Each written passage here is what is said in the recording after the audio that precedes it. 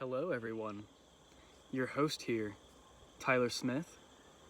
This is Occult Perspectives, and this is the first Patreon video that I am going to attempt to upload to Patreon. If for some reason it doesn't work on Patreon, I will go ahead and upload it to YouTube. But I want to get a collection of videos started on my Patreon. That way I can start getting some patrons. Start getting some members for that. So I'm assuming if you found your way to this page, maybe not, but you are most likely familiar with my YouTube page, Occult Perspectives. And I'm right in the ballpark figure of about 950 subscribers already. So getting close to the 1,000 subscribers mark. And that is when I said I was going to start a Patreon, start doing some different styled videos. So this video is going to be pretty similar to what I do on my YouTube channel, pretty much the same thing. I'm going to try and make it a little bit longer, allow it to have a little bit more information. That way you're getting a little more value from the video. But in the near future, I am looking to post some ritual videos, if I can get somebody to be a good videographer for me, kind of line up some schedules so that I have somebody to film me. That way I'm not just putting the phone on a stand and I'm able to move around and you'll still be able to see me up close. I'll give instructions. We'll talk about different rituals, different formulas. I'll show you how to perform different rituals, how to do the names and the vibrations, the God names, etc., etc.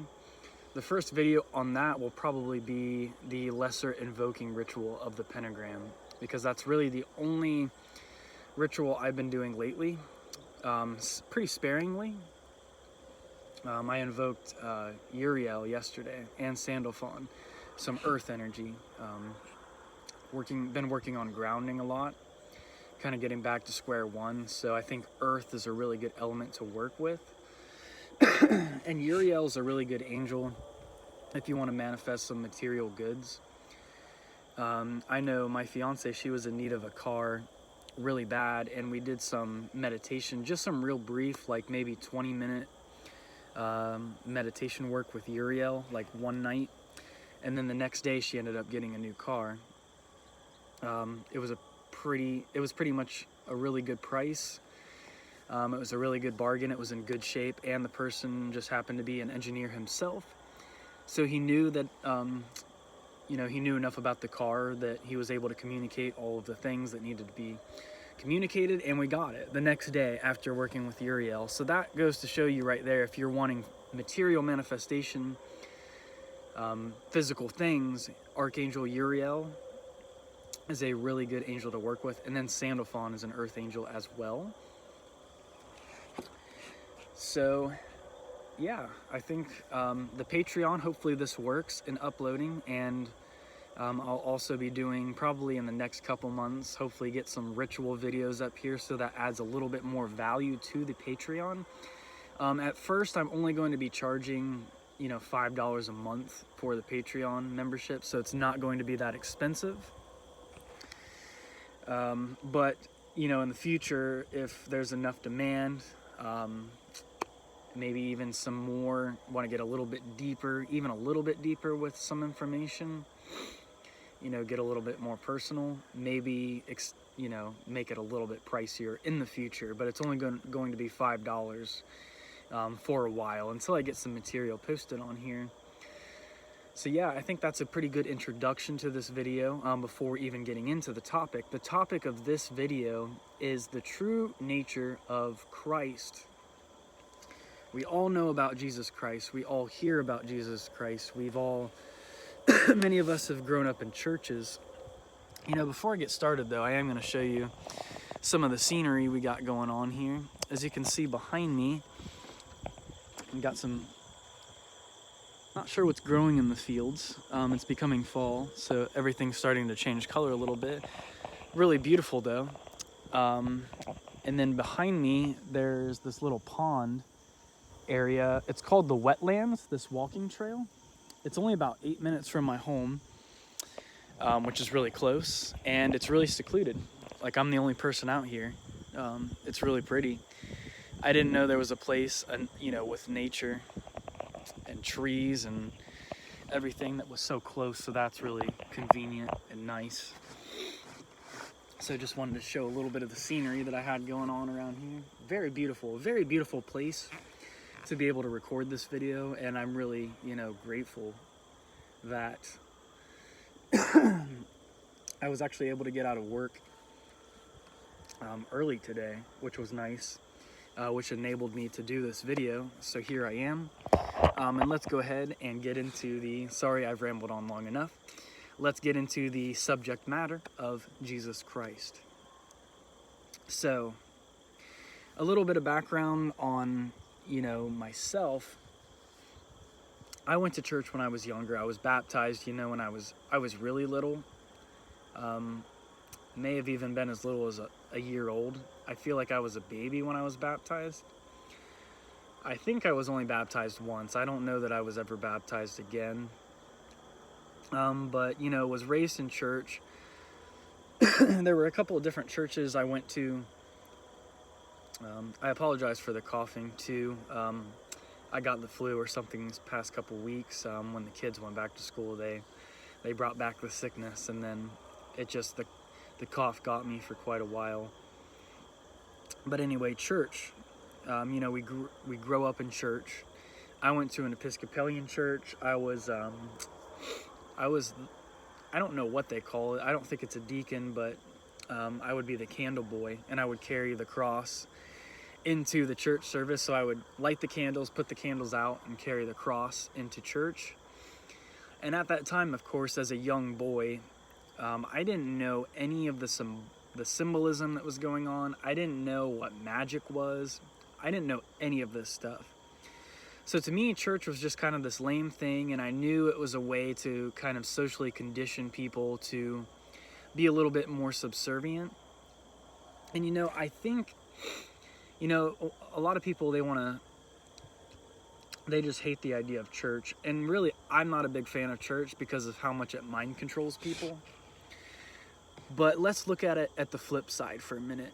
When we look at this culture, when we look at this society, we see how many crazy people there are out there. I mean, there are people that are so full of vitality and energy, and they don't know how to channel that energy in a productive way, like whatsoever. And a lot of people, they will continually choose to only channel it into violent activities or things that hurt other people, or they're inhibiting other people's evolution.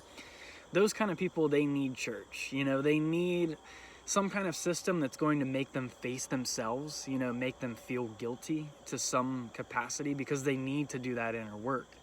They need to look within and not just live purely externally, like what can I get from reality? What is this going to do for me? Kind of deal all the time, 24/7. Basically just creatures of animal instincts, pure animal instincts, no higher understanding, no higher consciousness, but just the base instincts. Those people always kind of need to be, corralled and herded like sheep. Jesus is the shepherd of the flock. And there needs to be an archetype like that so that people can really learn humility. But for the most part, I was a kid, I didn't really like church. And I was always a quiet kid, and I usually just kept to myself, and I liked to play video games, and, I read books. I probably didn't read as much back then as I do now, but I did still read. I was always a learner. I was learning, probably at that time when I was going to church, like tropical fish. That was one of my hobbies. I was into fiction. I wrote fiction stories, and I played sports. I did all of those sorts of things. I was actually a pretty good kid, though. I didn't really become too ornery and stuff until high school. My ego needed to be put in check a little bit, after I was like a sophomore in high school. Started to become a little more hard-headed, but I was always kind of this really meek and really kind of just really shy young kid. So for me, the teachings of church and all sinners are going to hell, and just kind of this whole guilty vibe that church gives you. For me, it wasn't like satisfactory. It wasn't, what's the word I'm looking for? It really wasn't, it just wasn't for me at all. It's not what I needed. So like the whole church thing for me, actually, it kind of messed me up a little bit in the way that, you know, I had this guilt that wasn't really based on anything. It was an unfounded sense of guilt that I felt a lot of the time. You know, just this feeling that you're a bad person when you're really not a bad person. So, and you see this with a lot of the general public today, people who are scared to go out and do anything to go out and have fun. You know, there's limits to everything. We need to practice temperance and restrain ourselves to, you know, quite a degree sometimes. But some people have never let loose, and they've never gone out, and they've never had fun. They've never done, you know, really anything against the grain at all, and they live with all of this guilt inside. So I was kind of that way. You know, I was always nervous. I always felt like, you know, there was something wrong with me. I didn't really have the you know, when I was younger, you know, before like sophomore year of high school, I didn't really have a lot of what's the word?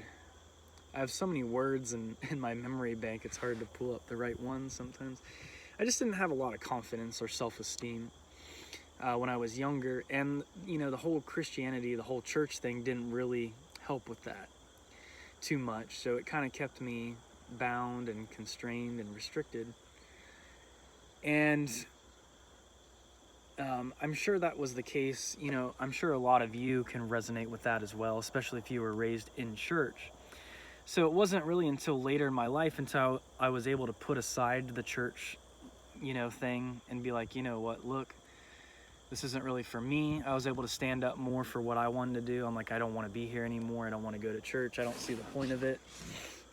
So then really, I think by the time I was maybe in high school, I was just too busy anyway, so we didn't really go to church after that. I was involved in sports and band, so I was always busy in the fall season, and then I kind of took off the rest of the school season to just work on, you know, schoolwork and things of that nature. Now, it might seem like I'm rambling on a little bit too much about my personal story, but I just want to give you guys a context so that I can, this whole Christianity, this whole Jesus thing, how it plays into our personal lives, how it affected me personally, and then that way I can give you more of a little bit deeper insight maybe as to, you know, why the archetype may not be that good for everyone. We're going to delve into different viewpoints of Jesus too as we progress in this video. But really, you know, I took no notes for this video. You know, I just came out here and I knew I was going to do a video on the real nature of Jesus soon. So I figured this was a good time as any to go ahead and try to get this topic out into a video. And we just hit 1333. Very cool. Jesus lived for 33 years. So we know he lived for 33 years.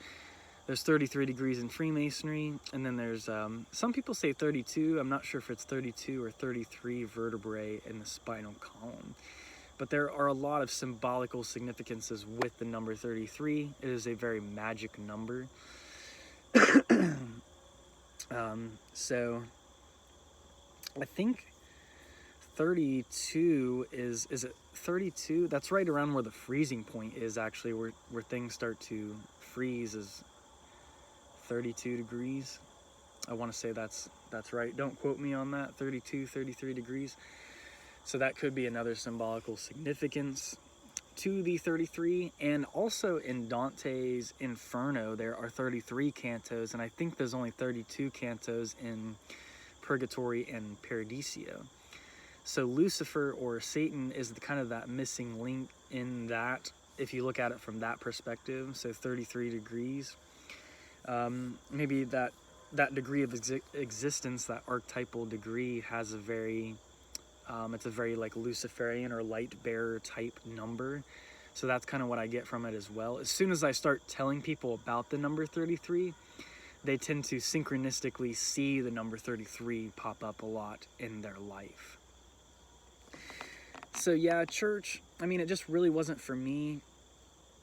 And it's amazing how many people are ruled by the fear of these things. You know, in our town that I live at, my fiance she was just really upset about how all these people, you know, they were talking about doing like a Halloween thing where people dress up as witches and they're going to do tarot and sell like spiritual items. It sounds really cool, actually. And the people in the town are like, they're freaking like, the freaking basically revolting against it. They don't want that. It's really silly. It's, you know, we live in 2023 now, and you would think that the superstition of people, they're like, you know, people are like, oh, that's of the devil, like tarot, like witches, all this stuff. Like, I'm like, come on.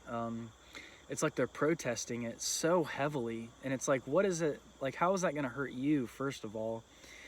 You think the town shouldn't have tarot readers, it shouldn't have, people are so ignorant when it comes to the occult, and when it comes to the esoteric, you know, arts and sciences. It's really sad, and church has a lot to do with that. Church has been this, you know, this institution of societal control to really dumb people down. And you know, there's a reason back in the ancient times, the older times, why people were not allowed to even read unless they were a part of, you had to like work for the king, be a part of the aristocracy, or be like a really learned scholar. Otherwise, you didn't even really read, and you especially didn't read like the Bible and books like that. But nowadays, everybody can read the Bible, people who are not very intelligent, so they're going to take everything literally. They don't realize that the Bible is a book to be decoded.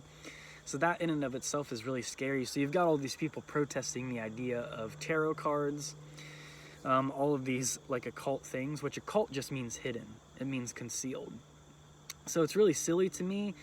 And it just goes to show me that people, like, they really deserve to be controlled, you know, a lot of the times. If you are not a free spirit enough to at least question things, you're like, man, like, what is the reason for this? Why am I being controlled this way? If you can't question that, if you're not a free enough spirit to question why you're being controlled, then you will continue to be controlled, and the world will continue to be a prison planet until humans can wake up. And that's just the way it works. That's just the way, like, evolution works.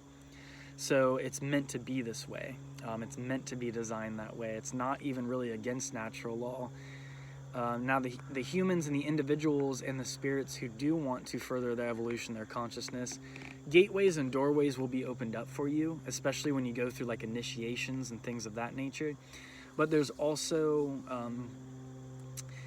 responsibilities that come into play too. The more knowledge you have, the more gnosis, the more you're able to really reshape the material world around you on the astral and the physical planes, Yesod and Malkuth, and even the other spheres of existence as well. As you learn to work with these spheres and different entities, different spirits, there is more responsibility put upon you. And yes, you can get burnt very easy. So don't play with fire if you're not ready to get burnt a little bit. You know, these occult sciences, they are a very real thing. They're meant to be taken seriously, and it's not child's play. So that's why it's very important in the occult field to take one step at a time, you know, baby steps. And work on healing your body, work on healing your traumas, the nervous system, all of these sorts of things. So yeah, pretty much, you know, church, it's this control system. If you're familiar with the Council of Nicaea, you know, that was where Emperor Constantine took all the different warring or competing sects of Christianity and made them all meet together, and they said, look, here's the books we're going to include in the Bible, here's the books we're going to exclude, we're going to get rid of them. And then our modern day King James Version Bible, from what I understand, is basically what they came up with at the Council of Nicaea. So church, the world is very much controlled by church.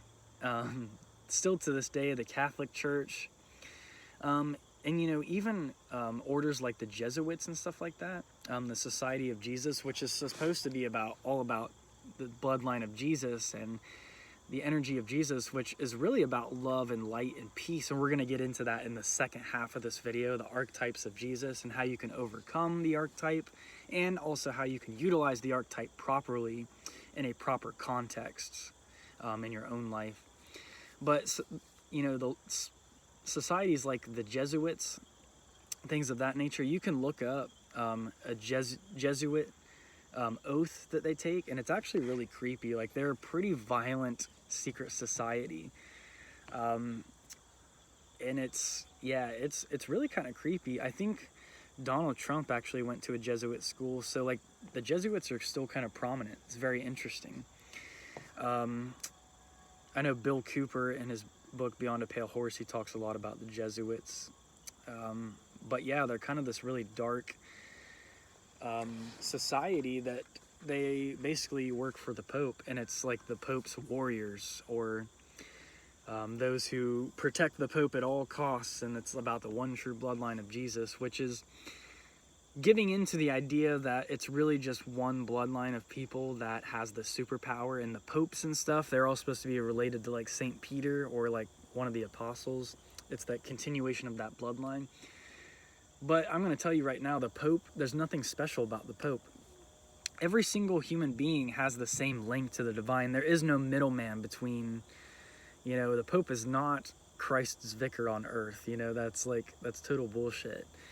And each of us are a Christ within our, we have that archetype potential within ourselves. And we're, you know, that's something that we're going to get into a little bit here. So you've got the Society of Jesus. That's a very interesting subject. You should look into that a little bit. So church, Jordan Maxwell says that the word church actually comes from Sirs, which is like or kirk, an ancient Scottish word that actually is the name of a demon, Circe, I think Circe, and she actually changes men into animals and then eats them, and that's where the word church comes from, which is very interesting. A lot of the churches have pagan symbols anyway. They have esoteric, Masonic, pagan, esoteric in general, Masonic symbolism. I've seen some very interesting Masonic symbolism on churches before, and just esoteric symbolism in general. When you walk through the doorways, they're shaped like the Vesica Piscis, so you're going into the womb of Circe, this basically demon monster creature thing that eats men's souls. So there's this whole idea of, I'm just this poor, weak, you know, soul that, you know, I'm this miserable, wretched creature. This whole archetypal thing going on with people. They just give their energy away, and they're like, you know, I'm worthless. Like, it's like they give up their ego, they give up their fire. Now, when I say ego, I mean their higher self, their higher will, their true purpose. I would call it, it's the ego that works more within the higher spheres of existence. So symbolically, the chakras of like the solar plexus and the heart chakra and moving up, rather than being governed by like the lower base passions, the lower ego, which basically wants to dominate, only dominate and control. Now, domination, to a degree, we all have some of that within us, like the sexual tendencies of mankind. The Kundalini fire, that is a topic for a different video, so I would totally get off on a different rant if I were to change subjects there. So, yeah, I'm kind of all over the place. I'm trying to make this video go as long as I can. Like I said, I want you guys to get more value from this video than maybe a normal YouTube video. So, let's see. We were talking about people giving away their energy. And there's always this weird kind of vampiric thing going on with the drinking the blood of our Savior, Jesus Christ, and eating of his body.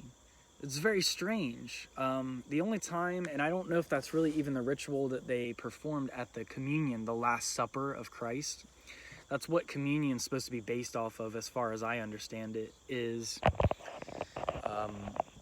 you know, the Last Supper. So when you're eating of the body of Christ and you're drinking of his blood, is this some kind of like vampiric thing? Is it you're eating your Savior? Are you eating the Savior within yourself? Are you giving that energy up? so that it just ley lines or transits to another person who's energetically maybe set up the churches so that it is like a vampiric thing. All the energy that those poor wretched souls are giving away in the churches, there's probably a way that you could even magnetically, you know, benefit from that yourself if you know how to vampirically work with energy. That's where your energy field works in kind of more of a counterclockwise fashion, and you're able to pull in energy and transmute it and alchemize it into potential and into raw energy. You take fear, you take people giving away their energy, and you pull it in, and then you're able to transmute it and give yourself strength and give yourself fire to the Kundalini, and the serpent is able to rise and have stronger powers that way. So I always thought it was weird, you know, this kind of like this blood sacrifice type thing going on in the churches with the whole communion thing. Very, very strange. So let's take a look at Christianity from more of a Gnostic perspective. So the Gnostics, there's lots of different sects or groups of Gnosticism, and I'm not going to be able to get into all of those. If you want to study Gnosticism a little bit deeper, you know, do some further research. Do some research on the god Yaldabaoth, because that's actually the fake god of the Universe A objective tree of life. And it's kind of like, it has a lot to do with this Yahweh type Jehovah group mind, or collective mind, collective consciousness. There's another word for it. But basically this planetary consciousness, it's not one being per se. It is a, there was a term that Universal Mastery, go and check out his YouTube video. He has a lot of information, and I've been learning a lot of information from his channel, and I'm able to kind of take it into accordance with what I know, and then I'm able to come into even deeper realizations of knowledge, because I'm kind of able to take his information and compare it with mine, and compare and contrast, and it's really helped me in my studies. It's really helped me heal. It's really helped me evolve and grow. So I really, you know, huge major shout out to Universal Mastery's YouTube channel. And he has a Patreon as well. He has multiple tiers on his Patreon. But he has a term, it's like hive mind or collective consciousness.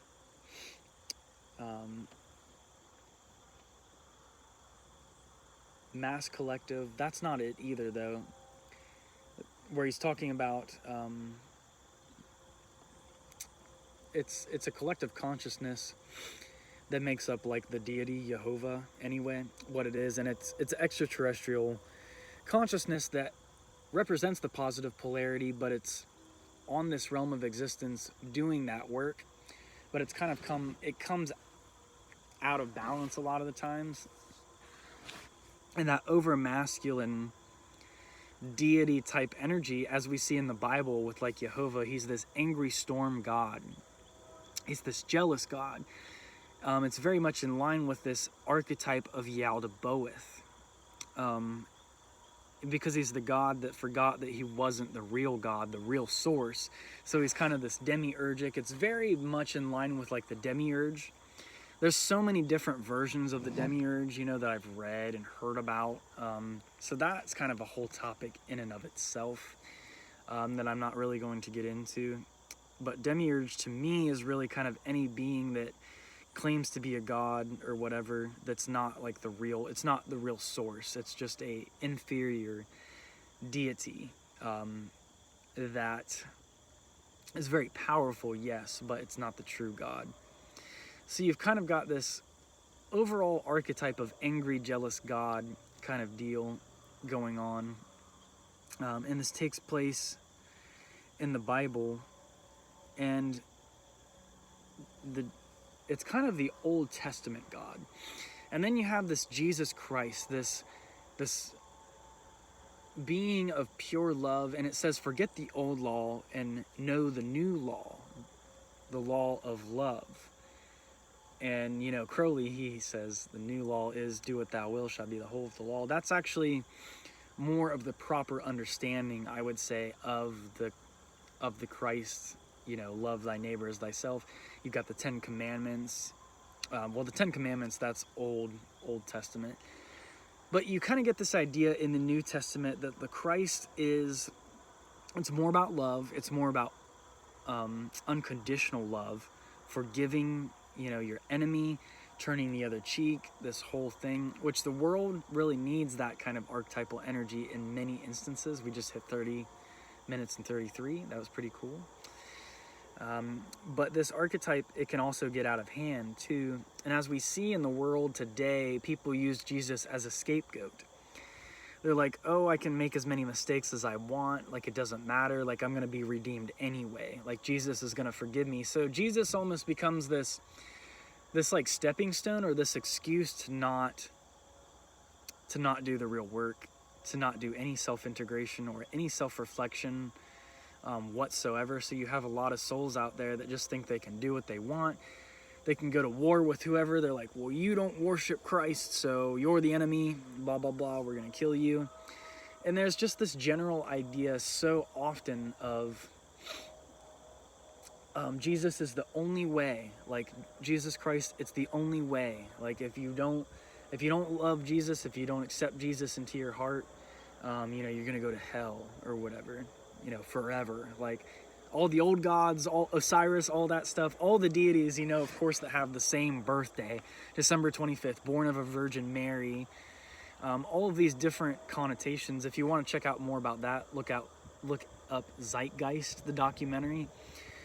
But, you know, there's so many deities. There's over like 100, I'm pretty sure, that have the same characteristics and qualities of Jesus. It's the same story told over and over and over and over again. It's the new chapters. It's the new flavor. It's the new tradition for the new generations. And this just changes its garments. It changes its clothes over time. And Jesus is just like the new one that the world has been stuck on. So the spirit of Jesus itself is not a bad thing. It's just when people take it too far and they're like, well, Jesus is the only way. I'm like, well, have you never studied any other belief systems prior to Christianity? Like, even belief systems that exist today, like, people who are Satanists and like Luciferians are much nicer people than you, and they don't have their trauma issues because they face their own fucking darkness. And they're stronger, and they have more really Christ energy than those people who go around trying to fight in the name of Christ. It's hilarious because it's going to be the Satanists and the Luciferians that save the world at the end of the day. Like, they're the ones that are going to be the true Christs, and the ones who are trying to be the Christs through bringing too much of the positive polarity, too much of that warrior archetype to the world. We don't have enough feminine energy. There's not enough artistic, musical, receptive energies like on the world. It's very imbalanced to the left brain hemisphere, the kind of the male archetypal energy. It's not a bad thing in and of itself, but when it's imbalanced and there's not enough creativity in the world, we see like the world how it is today. It's just a slave driver, pretty much, of work, and that's pretty much work, eat, sleep, shit, the same stuff every day. And we want to break that cycle. We want to live more creative lives. So in order to do that, we have to have the balance between the brain hemispheres, the left brain hemisphere being Yakin, the white pillar, the right hemisphere being Boaz, which is the feminine. So the dark feminine chaos mother energy is very, very crucial. It's very important. So when you get too much of this, you know, the artificial intelligence, I wish I could remember what the term was that Jeremiah used for that, but the Jehovah, the Yahweh type energy, like the Yada Boeth, when you get too much of that type of energy, it creates the imbalance that we see on the earth. Literally, humans are vessels and conduits for archetypal energy, so that's what you're seeing, you know, that's what you're seeing take place on the earth right before your eyes. And it's been happening for years, but now the divine feminine, the black dragon, the chaotic mother, the Lilith is coming back to restore order and balance to the yin and the yang, the masculine and the feminine energy. So there's going to be a lot of destruction in the world that needs to take place so that it can be built up again from the proper foundations, from a place of, you know, genuinity, being genuine. and not this false artificial self. So getting back to this Christ energy, from the proper aspect, rather than just the modern day superstitious religious, bullcrap, I would say the Gnostic view of Christianity, where it's less about this external salvation, because there's not going to be this person that like comes and just takes away all your sins, and that's not really how it works. All of our souls have to like work through our karma. The archetype of Jesus, the true archetype, is when you've taken on the great work to such a degree that you suffer like the master did. You are like a master of the white chakra, the crown chakra, but that's not where the journey ends. And we can get into that a little bit later in this video. But let's talk about just Gnostic Christianity in general. So Gnosticism is more about salvation through knowledge, because Gnostic or Gnosis means, I think it's Greek for knowledge.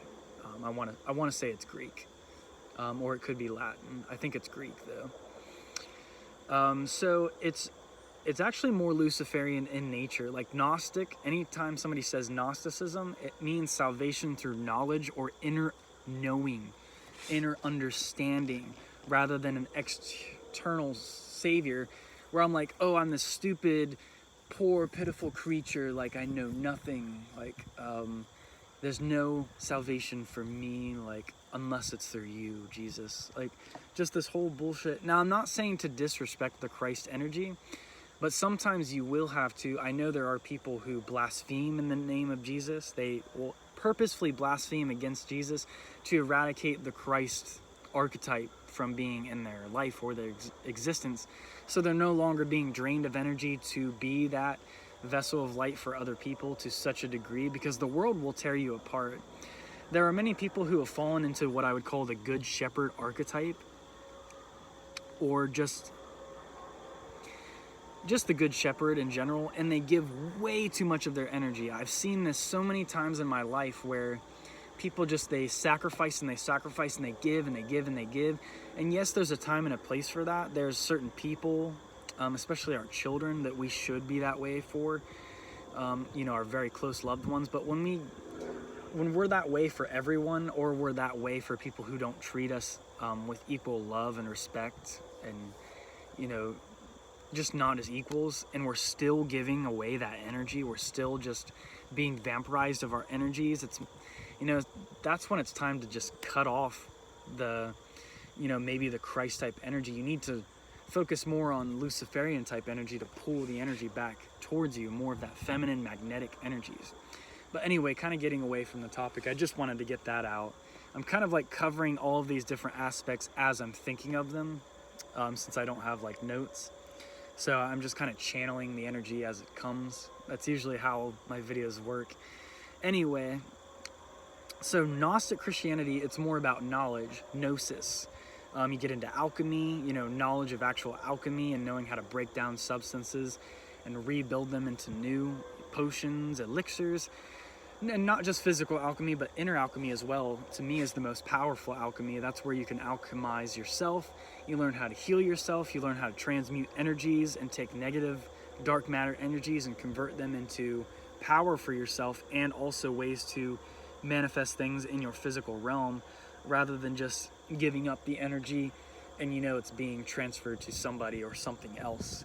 Because this world is very much set up as a prison planet to vampirize energy from you.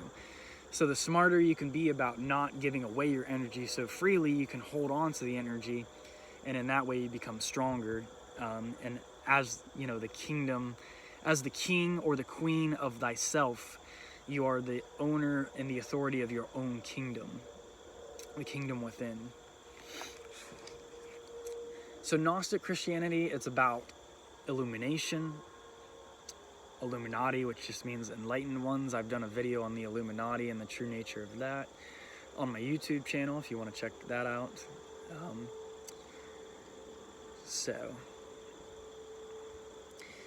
Gnostic Christianity, salvation through gnosis, through actually learning about the Hermetic Principles and the hidden 8th Hermetic Principle, which is care. to actually care about your own spiritual development, to care about growing. So it's a whole different view on Christianity when you view it from that perspective. And the different, sayings of Jesus, we know that Jesus, the fish is a prominent symbol with Jesus. I've talked about this a lot before, and how that has to do with the symbol of Pisces. So anytime you see Jesus and the fish and the baskets, that whole story has to do with Pisces. Now, some people say that Jesus is an ascended master. So he's actually like another being that comes from Pleiades, the constellation of Pleiades, which I think it's Subaru. Life is better with a Subaru, or whatever their logo is. I can't remember what their logo is, but it's actually, or I'm sorry, what their slogan is, but their logo is the Palladian constellation. So if we can view Jesus more from this like ascended master type perspective as well, where he's actually the master of the crown chakra. He's the white master. Saint Germain being the ascended master of the purple flame, Jesus Christ being the ascended master of the white flame. So he's really the master of the crown chakra. The problem with working only with the universe A tree of life, and when you get to the top of the tree of life, when you get to Kether, what you realize is you're the ultimate servant of humanity. So what that means is life is going to start pulling energy from you so much that it's going to make you prove, there's this whole movement going on like Christ consciousness, unconditional love, and that's really kind of what got me into spirituality, was learning more about the actual bringing the Christ consciousness and awareness into the self, having more of that unconditional love. It's like, come on guys, don't be stupid. It's not about waiting for a savior like Jesus and the ascended masters and all the star seeds. I'm not going to get into what kind of a mixed, deal that can be, because we don't ultimately know what their agenda is as well. We're human beings, we have souls, and we're really unique beings, and we should not just give up our sovereignty and allow ourselves to be channeled by these beings all the time, because they can take a lot from us. Like, they want a lot of things from us. So just be really careful when you get into like the star seed and like some of the ascended master type stuff. It's not all bad. There's a lot to be learned from it, but it's also can be a trap too, where you end up being stuck in the Christ archetype so much. It's not bad to show people unconditional love and just like love people in general for who they are, allow them to be who they are. But when you become a Christ so much that the world begins to start vampirizing from you, that's when it starts to become a problem. And when you reach the crown chakra, when you reach that archetype of existence where it's like you are like this ascended master of this white sphere, and you learn to be in just complete servant mode all the time, it's not bad if you can be a servant of humanity in such a way that it's a healthy balance. You're not giving up all your physical health, all of your time and energy to where you're not healed as a person yourself. So really everything you're going to be giving away is artificial. So you're not really helping the problem. You're just helping the universe as it exists continue to exist in its artificial state, while you're losing more of your true soul self anyway. So that's kind of a sacrificial thing you don't want to get caught up in. And then the forces of chaos, when they come through to reset everything, like the dragon of Amalek, the Alduin type dragon, those forces of chaos, and I do want to do a video on that, because there's black magic and things of that nature that go into accordance with, natural law even, as well as karmic cycles, big, long, and talk about it more in the Eastern traditions, like the Kali Yuga is just a small part of a larger Brahmanic cycle. When these different cycles come to a close, there's the harvest. The harvest, Universal Mastery, he does a video on the harvest of what that is and how long the different cycles of time are. Anyway, that's a whole different subject in and of itself. But what I was getting at is when you get to this level of servantship, like you are so connected to Source at the top of the tree of life that you start to become this servant for humanity, a humanity that really doesn't want to work on itself completely, and you end up starting to become drained. And that's time where, that's when it's time for you to look inwards, and it's like, am I really a Christ? Like, I was kind of on the New Age bandwagon for the longest time. Like, it's all about peace and love and just being a Christ, just allowing myself to be that servant of humanity. And while, yes, this is like a noble ambition, and I'm not saying throw the baby out with the bathwater, like when it comes to utilizing Christ energy, the Luciferian, like Gnostic light bearer type energy, it's an older, more primordial energy that comes before the more modern archetype of Christ. This modern archetype of Christ, it's more of a modern thought collection or an egregore that exists to help control mankind on this planet. And it's a more recent invention rather than the, you're looking at the old spiritual energies and stuff, which people used to tap more into. It's more the primordial chaotic type energies, whereas the Jesus Christ or Yeshua or Jehovah type archetype or egregore, it's more modern and it's more artificial in nature. It's more universe A, tree of life, objective reality type energy than the hidden, occulted, primordial, chaotic, feminine energy. It doesn't really resonate with that so much. It resonates more with the male, masculine energy, which is the Adam type energy. But the Lilith energy is kind of the more ancient energy, and that's going to come in and kind of take over this false Yaldabaoth energy, as I was saying earlier in this video. These are kind of hard archetypal things to understand if you're not already studied in these terms, so I recommend that you go and check out some of these topics if you're not fully familiar with them, and then maybe come back and watch this video, and then it should make a lot of sense to you.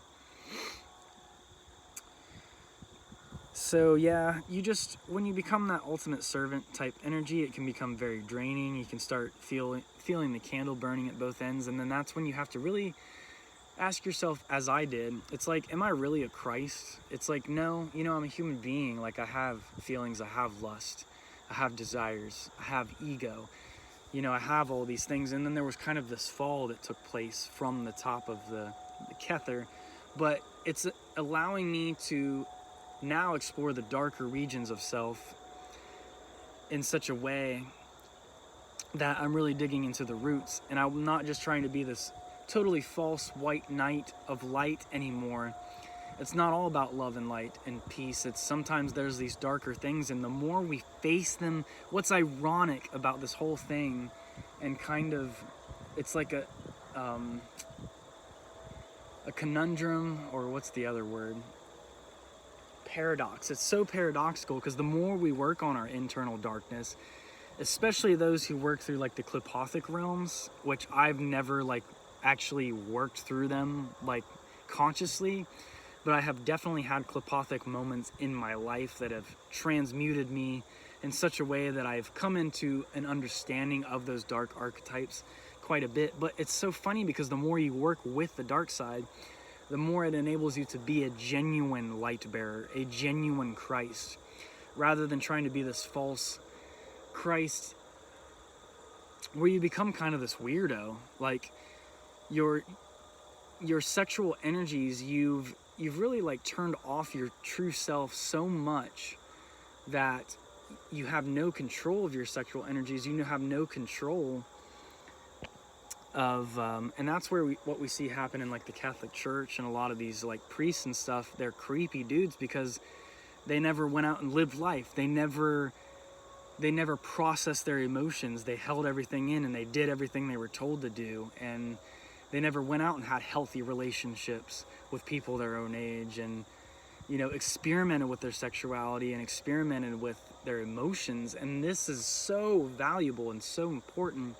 If you want to be a true Christ, you have to work through the Luciferian, you have to work through the satanic versions of yourself so that you can know who you truly are. And you're not just like pushing off these energies, and then it all comes back around on you, and you get consumed by your shadow, essentially, which is kind of, it's even happened to me when I didn't have enough of the negative polarity in my life. I didn't have enough of self-reflection on that level, and I was just trying to be this, I'm this super self-righteous, well, I wouldn't say self-righteous, but I was just trying to be this more benevolent person that was nothing but light, and working only with angels. And I've really still only worked primarily with angels. That's like 95% of what I've done is angel work, which I don't regret any of it, because I've learned so much. But if you only work with angelic energies and you start to invoke them on heavier levels, you go like beyond the lesser invoking ritual of the pentagram, and even doing too much of the lesser banishing ritual of the pentagram, you'll start to see that your energy is drained a lot. And the reason for this is because angels, they take from your soul, energy from your soul, to bring about physical manifestation in your objective reality in universe A, whereas the demons, they destroy energies in the universe A to bring power to you. So it's more magnetic in that regard. So you need to work with positive and negative polarities. That is very important. So yeah, there's the whole ascended master version of the Jesus Christ, which for me, it's almost like Jesus has been this reoccurring theme in my life where it keeps popping back up. There was this guy, I was at Kroger, and he's popped in a couple times, and he's like this pastor, and he was really, he's just kind of this weird dude, and all about Jesus. He's anything like scary, or he looked at my necklace even, and he was really scared by my necklace. Like, he's just, I could tell that he was such a really ignorant soul. He just doesn't know much. Means well, but dude's kind of creepy, and you can tell he's being channeled by lots of different energies that probably have nothing to really do with Jesus. And you see that in a lot of churches where they have kind of is it like they speak in tongues and they fall over and they do all kinds of weird shit. Yeah, they're just being an open vessel for different spirits to really take advantage of them and whatnot.